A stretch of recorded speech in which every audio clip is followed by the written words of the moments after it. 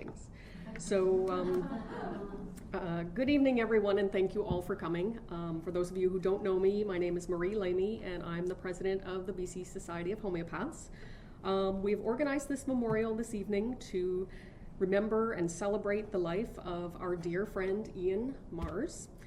We come together as friends, family, colleagues, students, and even some patients were going to be here this evening to share our memories of and our experiences with Iain. And it was always an experience when you were with Iain, and we'll hear about some of those tonight, hopefully, as well as his contributions to homeopathy. Iain was one of the founding members of the BC Society of Homeopaths in the year 2000, and he continued his support for the next 15 years. This support came not only in paying his membership dues every year on time, but also in the active role he took as a member of the Society. And this is a rare and valued quality, I can assure you. He was editor of our newsletter and any important documents that we worked on. He was a most favored and popular presenter at our case conferences, and he served as president of the Society from 2006 to 2007. After Iain resigned in 2007, I joined the board and became the next president. But Iain was always there for me as an advisor over the years. When asked for his advice or opinion on any matter, Iain always gave you his full attention and took the time to give a thoughtful answer and an honest answer. I still remember the few words of advice he gave me from the very beginning, which are still helpful to this day. It was always comforting to know that he was there, just an email or a phone call away, if you needed any help. He gave his time freely and without making you feel like it was an imposition or a disturbance to him. Iain was a wonderful person to be around, and he had such an amazing and unique mind, of which I think a lot of people were in awe. To say that Iain was well-read is a huge understatement. His passion for homeopathy came through in everything he did. One of our members, Margot, who can't be here tonight, wrote, "I once enjoyed the juiciness of his discussion of nat carb, which aided me in prescribing for a client." Now, only Iain could have a juicy discussion about a remedy as banal as nat carb. Iain always made things memorable. He had a presence in the room that was noticeable, but definitely not in an overbearing way, but more of a quiet, animated way. That presence will be greatly, greatly missed. Another member, Tina, wrote, "I had only met Iain once, yet he left a lasting impression of a light, carefree impishness we should all carry within us." Well said, Tina. This evening, I'm just going to introduce the presenters as we go along, and I'm going to read some things that people sent who couldn't be here tonight. So I will take this time and introduce our first speaker, Lou Klein.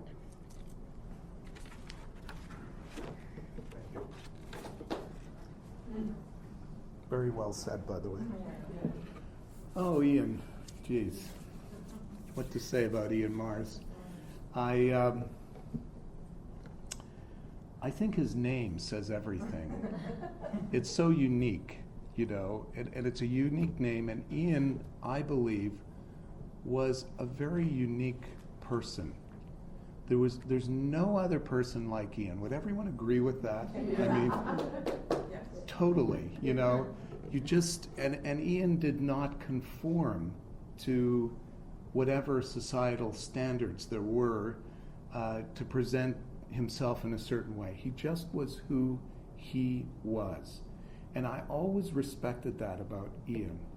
And I had just such profound respect for him because he was such an individual. I really got to know Iain when he helped me edit and really helped me formulate the Miasms and Nosodes book, Volume 1. Don't ask about Volume 2. But he, and you know, part of the problem is I don't have Iain to help me with Volume 2, you know, so it's, but I remember him coming to Bowen Island to my house, and we spent the afternoon kind of discussing the book. And Iain had a way, when he articulated something, it was kind of a very strange way. You had to really focus on how he was saying things. It was sometimes hard to follow, and at that time I had sort of doubts about, what's going to happen, how is he going to edit this book and things like that. But we just moved on, and he did a lot of the initial research for miasms and nosodes and came up with stuff that was absolutely brilliant. But really what happened is that I would send him a page of something that I had written, and then he would edit it, and I would then look at how he had edited it, and I'd go, did I write that? That's great. That's incredible. That's fantastic. And all my doubts about his ability to articulate things or clarify things or have some clarity were really melted away as we continued with the project. And it became really clear to me that his mind was so absolutely precise in the way that he thought about things. He had such precision of thinking that it was actually hard for him to articulate them verbally, because he could think in such a precise kind of way. He had to write things down. It was too fine a way of thinking that could easily be, it didn't lend itself completely to speech. And when he wrote things down, they were so finely tuned, so, one sentence that he could write was so absolutely dense with meaning, that it was just amazing. And it reflected the brilliance of his mind. And so, Iain, that's what I appreciated about you, and always appreciated about you. And his contribution, I think, to homeopathy was really in that way. And I also found that he had a real commitment to people, both the people around him that were close to him, I knew that for sure, but also just to moving things in general, in the world. And, he was a real important light for us, a finely tuned laser beam that went to the heavens. So I really will miss Iain, and I miss him now. Thank you.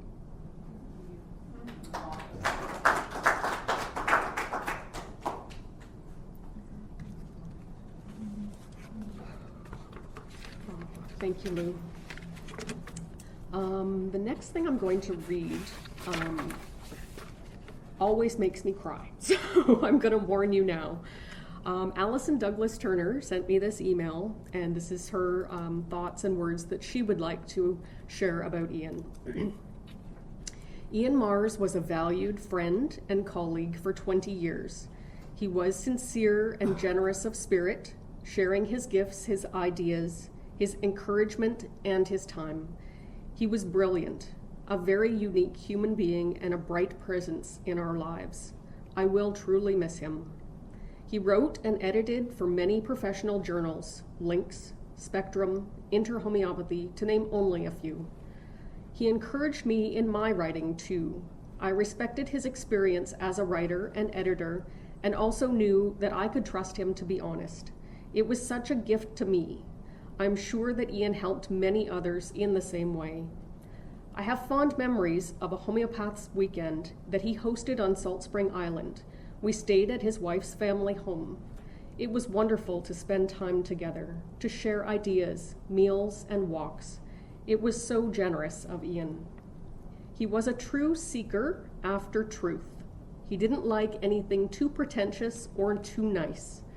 He also had a delicious, dark sense of humor. Before we left Salt Spring Island, I offered to read the angel cards for him, but he said, "I really don't like those things. Every reading seems so positive and nice." I said, "Oh, I can remedy that." I gave him a reading on the dark side, turning everything positive and nice upside down. We laughed so hard. It was really funny. He was a person who loved turning things on their heads and looking from a new perspective. He was a breath of fresh air. I looked forward,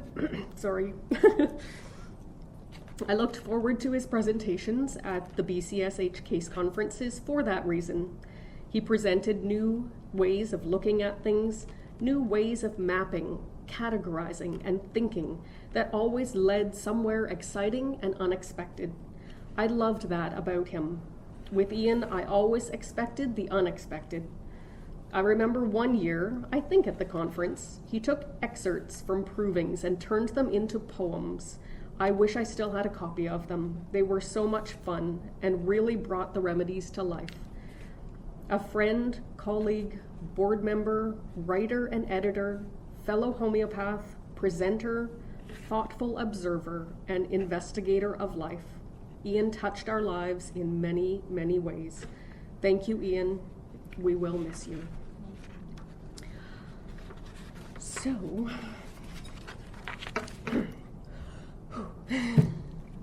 now our next speaker, Natalie. Would you come up and say a few words?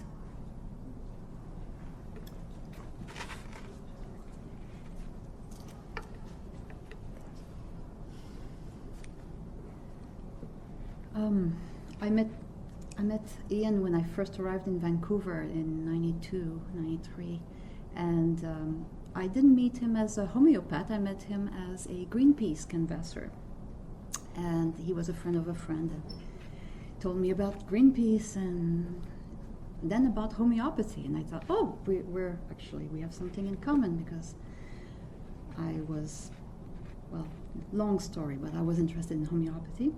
And after that, we connected occasionally here and there. BCSH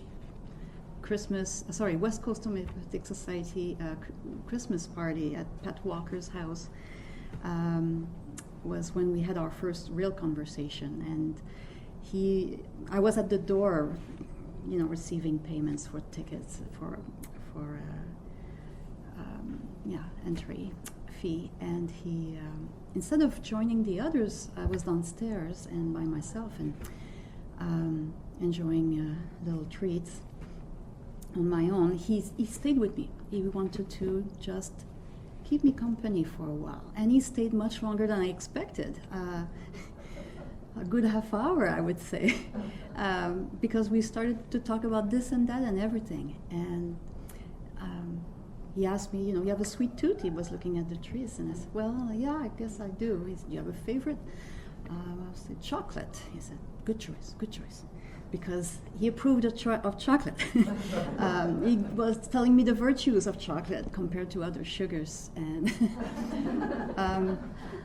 that was in very early 90s, so I was impressed that he was interested in all sorts of things that interested me too, but I was not so knowledgeable back then on anything, and he seemed to be curious about everything.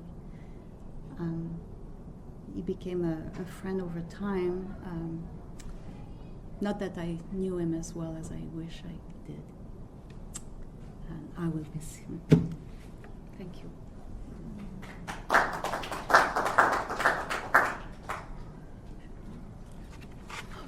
Thank you, Natalie. So the next thing I'm going to read is an email, just briefly, that Krista Armstrong sent. It says, words can never express sufficiently what we can say about a person, but the following captures somewhat what I like to say about him.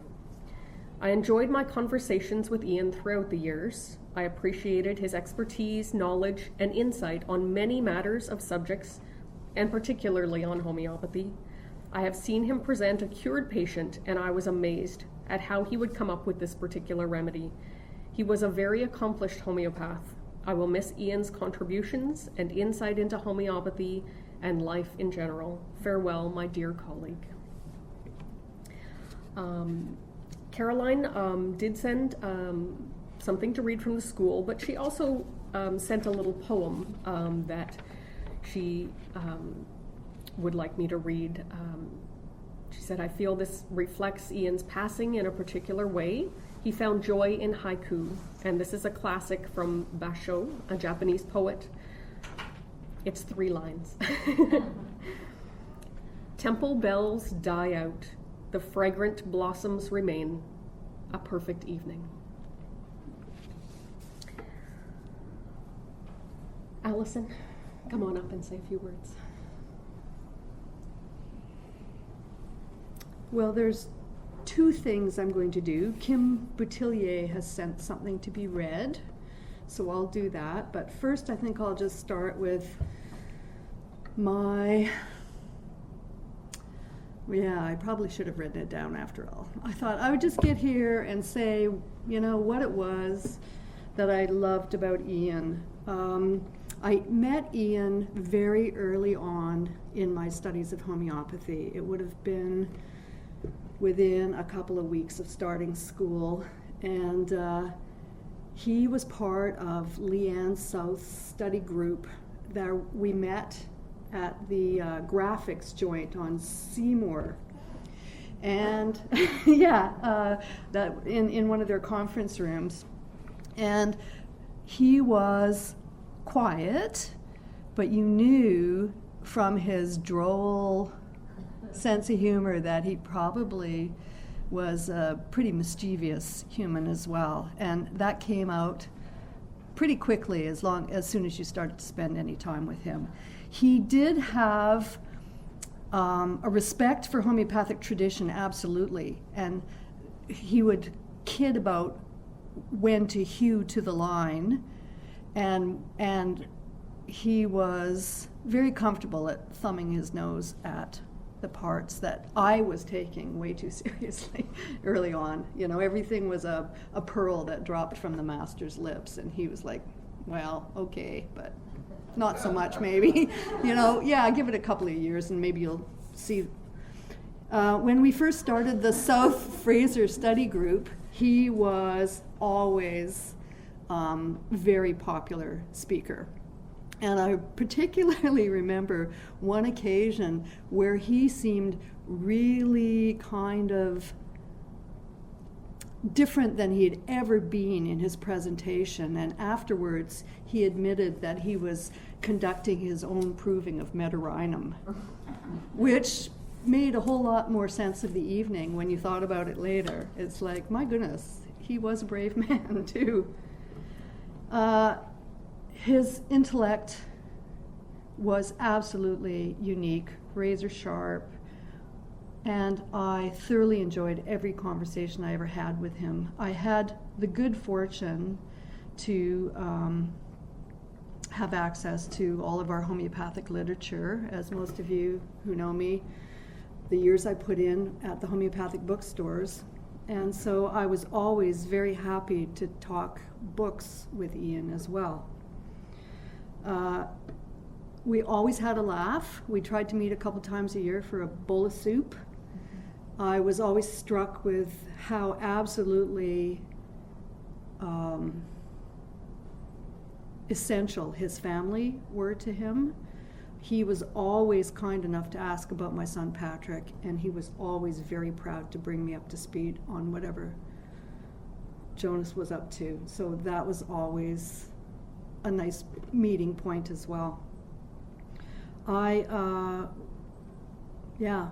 think it's particularly fitting that we're here in this room because I probably saw him more often in this room than just about any other place. We enjoyed his case conference presentations. We were privileged. We were privileged to be able to have that caliber of material presented to us by such a unique homeopathic lens that he saw things through. And his powers of communication were really kind of astonishing, how he could deliver the material that was tricky and deep and still, I don't know, there was a way of, he made it meaningful. I've actually prescribed from some of his views of the materia medica, and I was very saddened and shocked by his departure from this mortal coil, and I do condole with you, Julia. I'm going to read what Kim Boutillier has sent along. She says, "Hi everyone. I'm sorry to be missing this gathering. I would have liked to be with all of you to celebrate our dear colleague, Iain. Instead, I'm on a plane, heading to do homeopathy at a project in Guatemala. Iain knew all about this project, and in our conversations, he told me, you must present this at the BC Society conference one day. So one day I will. But for now, I want to share a little story. When the VHA began in 1994, Iain held a study group for my class. All of us were beginners, but we were wildly passionate about homeopathy. I recall one evening a case was being discussed. It was the case of a dog that belonged to one of our group participants. This participant was in a thinly veiled state of panic about her dog, and without realizing it, her panic had spread into all of us. In our beginner's enthusiasm, we urgently put forward no end of suggestions as what should be done, never mind that a remedy had been prescribed only one day prior. Iain watched. Iain was silent. When our frenzy of suggestions seemed to get us nowhere, he looked around the circle and said, "Well, don't just do something.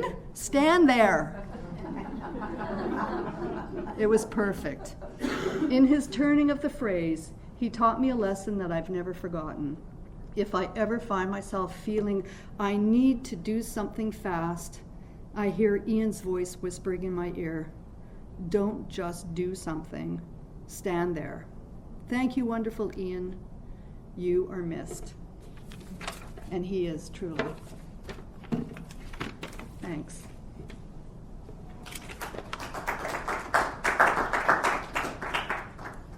Thank you, Allison, and thank you, Kim, who couldn't be here.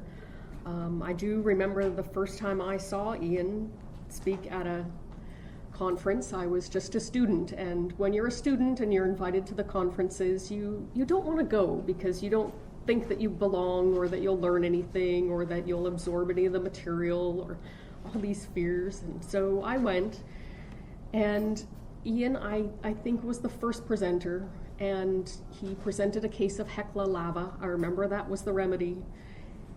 And I remember sitting there, and I'm poised with my pen, ready to take notes, and I tried, and then I put my pen down, and my fears were realized. I had no idea what was going on or what this man was talking about.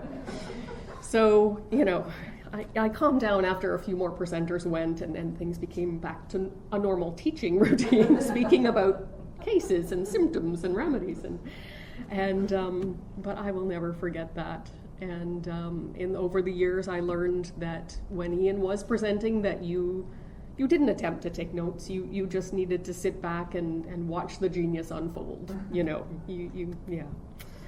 So it will be a big void in the spring when we have our next conference. Pat Deacon sent me this email, and I will read her thoughts of Iain. "I wish I could be there with you all today to remember and to honor Iain. He was a big part of my collegial community in BC. I will miss him in many ways, especially for the homeopathic conversations that only he would get. I miss his wit, his brilliance, and his perfect quotes for every occasion, as we saw, and his great ability to listen. I enjoyed editing Interhomeopathy with him and learned so much in that process. Iain contributed greatly to the BCSH, both as president but also as a general member. He taught all of us so much and always challenged us to think more deeply about our work as homeopaths. My condolences to Julia and Jonah, who I think are there with you today, to the rest of his family, and to my BC colleagues who are also feeling the loss. So, thank you, Pat. Lucy, would you like to come up and say a few words? All right, so it must have been 2002 when I met Iain the first time. I was invited to go to the South Fraser study group, and I was a third year student, and yeah, one of those, oh my God, when is it going to happen? Anyway, yeah, I had the experience of trying to follow what Iain was saying, and I really didn't get it. So, but one thing that happened, he used a graph, and he had the X and the Y's the wrong way around, and I thought, what? He put the Y on down here and the X over there? So I was quiet, strangely enough. I didn't say anything until the end, and then I said to him, do you realize the X goes on the bottom and the Y goes on the top? And he said, why is that?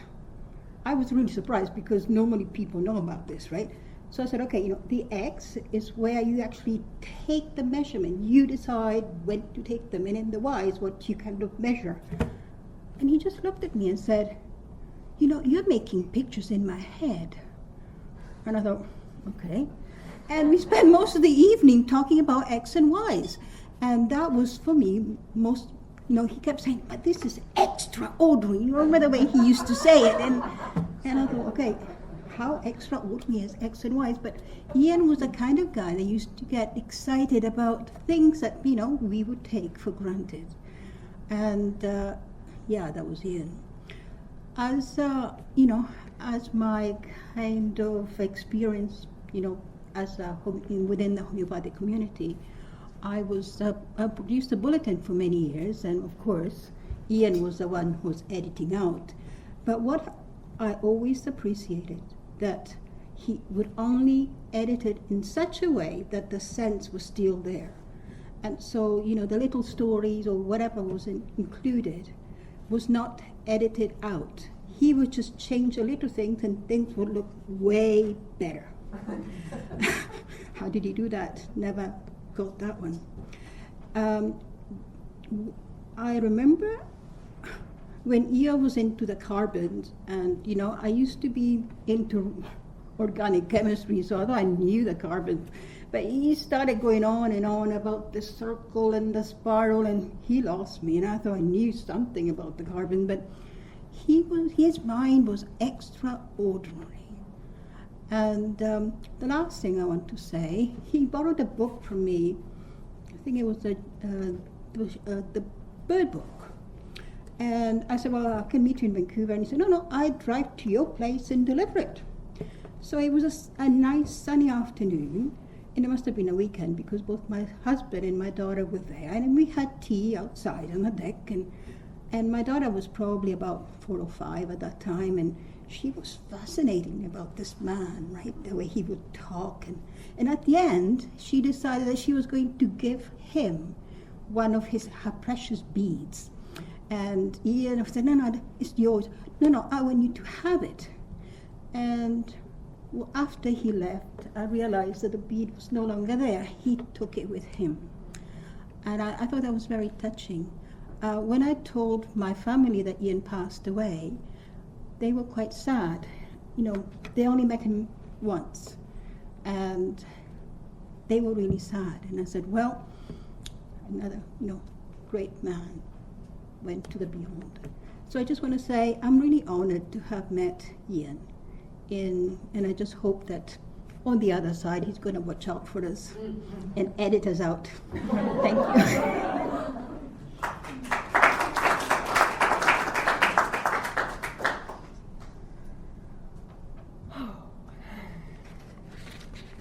don't think I'm going to get through this without a Kleenex. Okay, so I'm going to read what Caroline sent. It's that's not what Caroline said.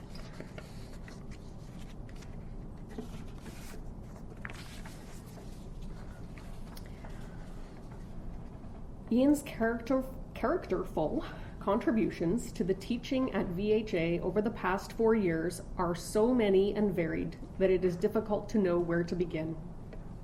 Peter and I, Caroline, would just like to present a few of his contributions. Iain was the master of metaphor, which is, of course, the language of homeopathy, the similar, not the same. In the early days of his lectures with the VHA, he explored our principles through myth, numerical magic, and an extraordinary appreciation of story, weaving and creating an extraordinary tapestry of presentation. It was amazing to see how the center of the case, initially introduced through a story, spiraled through classical aphoristic connection, ending and grounding the pattern in clinical observations. Students were sometimes spellbound. I think most of us recognize that mesmeric quality of Iain's presentations, don't we? Then Iain, with the greatest respect, would ask questions, provide more information, and enable a gentle, simple, and vibrant reworking, revisiting, and unraveling the story through his infamous circle and arrow diagrams. Thus, all were moved in the direction of understanding after the presentation. Iain's contributions extended to addressing clinic cases in the 3rd and 4th year, and he also provided supervision to several students, supporting and guiding them through their clinical practice. I hope that Sarah, Betty, or Vanessa will say a few words about Iain's impact. In the clinical years, Iain offered his individual reflections to our practice in the school clinic, where cases were often explored with his personal understanding, centering upon the aspects of basic human needs. This is a theoretical and practical application program known as the Human Givens.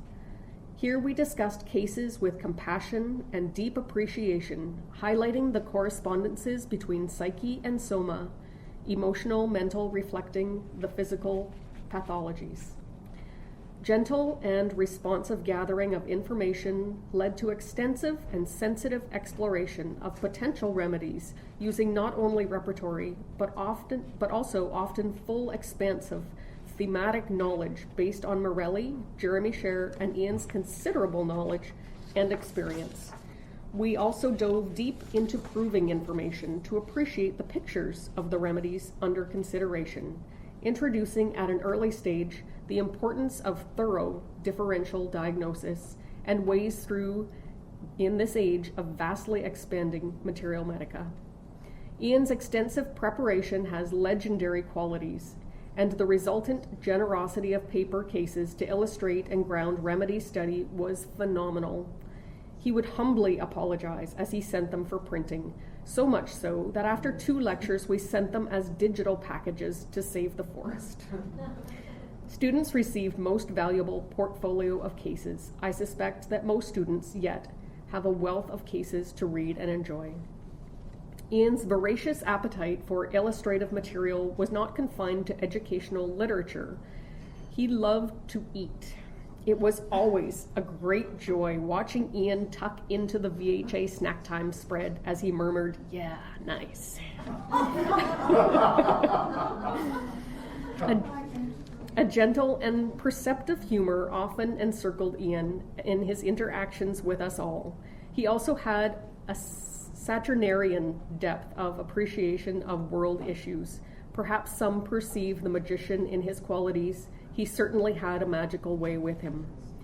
That Iain wanted to keep teaching after he was so ill in 2012, and that he continued to teach when he was starting to suffer with depletion, shows his dedication to the students and education of new homeopaths. We are deeply grateful, and he is deeply missed.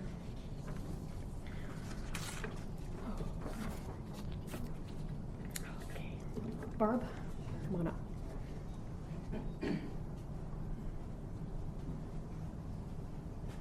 Well, I'm not very prepared, and I don't have anything written down, but, the first time I met Iain was the very first case conference that the BC Society put on.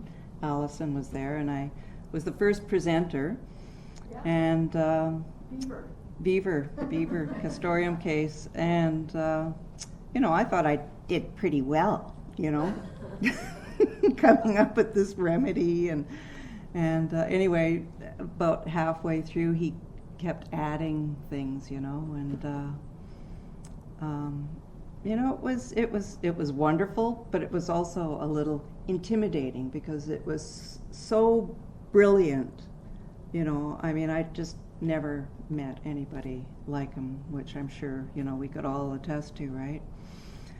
But, and afterwards I thought, well, you know, how could I, you know, relate to this man, you know, because he's just like, you know, he's at a whole other level, you know, than me.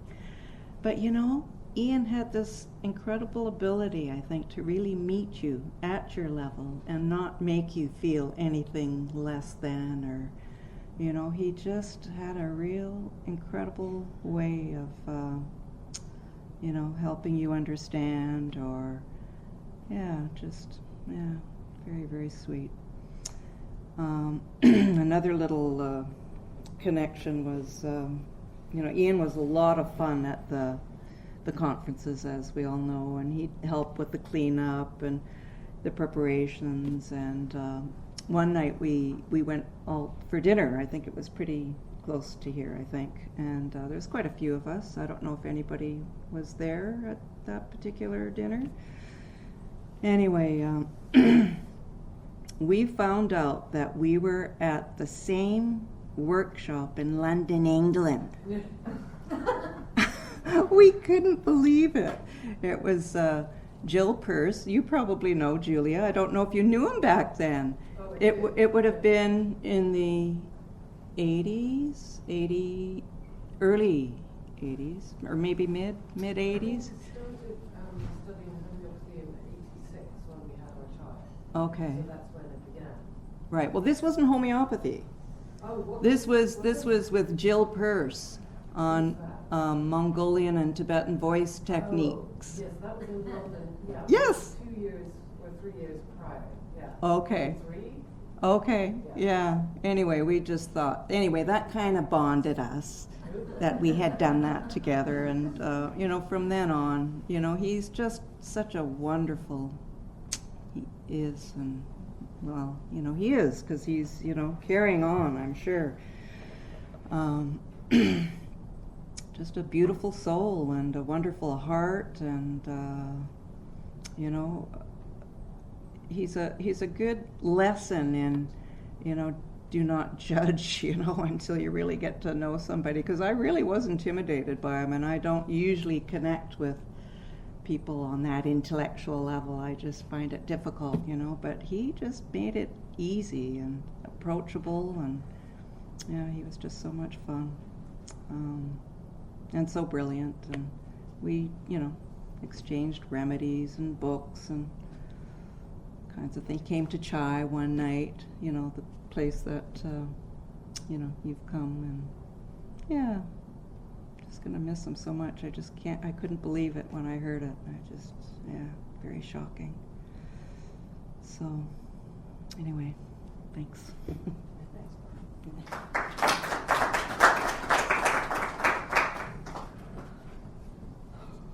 Okay, Lori? You're good. Okay. All right. I think I have read everything from everyone who wanted to say something. So,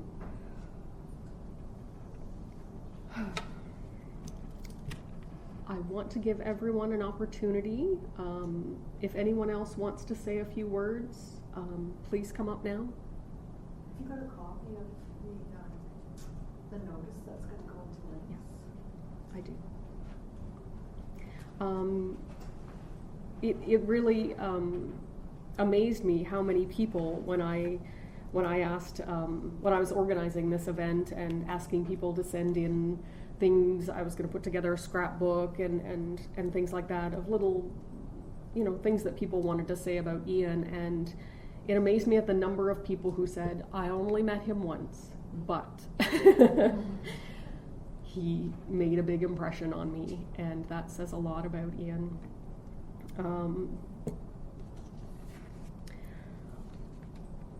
Iain was a most unique individual, and he will be greatly missed. His contributions to homeopathy, the society, and his patients were innumerable. A person like Iain comes along once in a lifetime, and each of us in this room tonight has been blessed for having known him. I thought it would be fitting to end the memorial to Iain with a champagne toast. It's straight ahead under the table, right in the middle. Oh, good idea. So. I thought we needed some scotch or something. So while Allison, Lynn, could you help Allison with the cups and the champagne?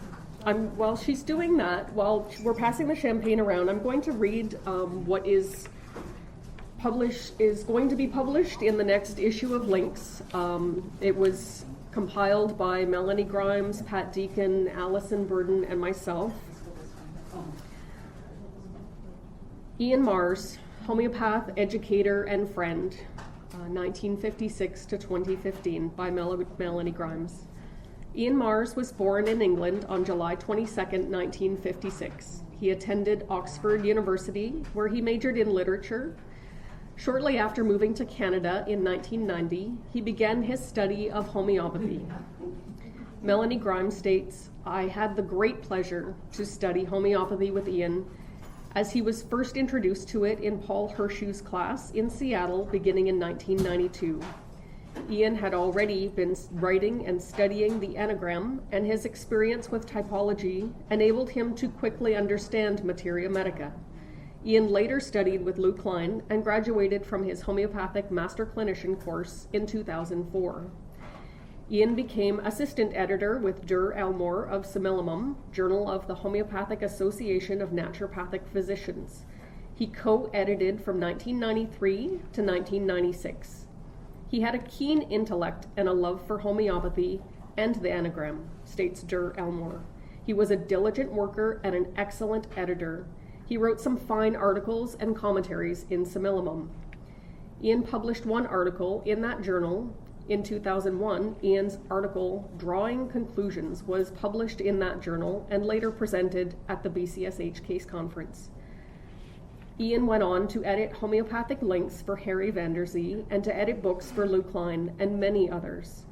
He contributed thoughtful articles to the American Homeopath, Homeopathic Links, Simillimum, and the Homeopath. Iain's articles for the American Homeopath included What is a Lion in Homeopathy? And an interview with British homeopath David Munday. In addition to seeing patients, Iain taught at the Vancouver Academy. His teaching often included the combination of his understanding of the anagram and other homeopathic typologies, such as those of the French homeopath Vianney. A member of the British Columbia Society of Homeopaths, Iain was editor of the Bulletin and served as president of the society from March 2006 to March 2007. He presented cases at their annual case conferences. Iain was one of a handful to present at the April 2007 Canadian conference, Homeopathy for Homeopaths. Several topics relevant to today's homeopathic practitioner. Iain was also an editor for Inter Homeopathy and guest edited with Pat Deacon. Pat states, I enjoyed immensely guest editing 4 issues of Inter Homeopathy with Iain. He was such a big part of my homeopathic life in BC and of that community.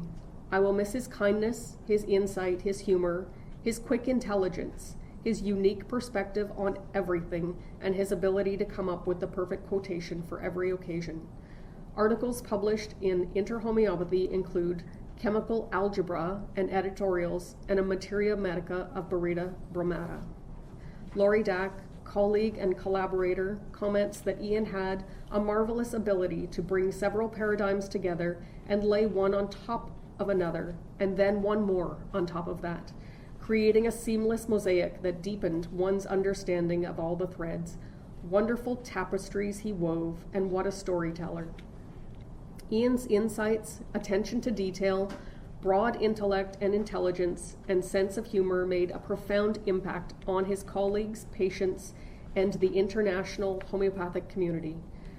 With his editing work on his own and other homeopathic books and journals, he has left a fortunate legacy for future generations. He will be missed. Where's the champagne?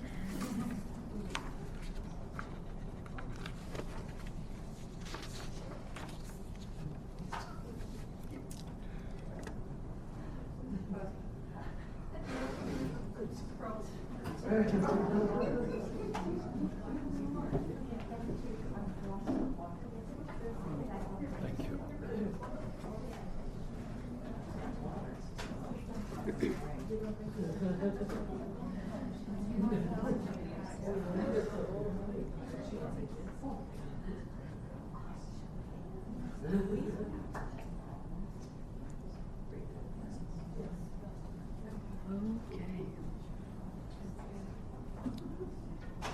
Okay. Okay.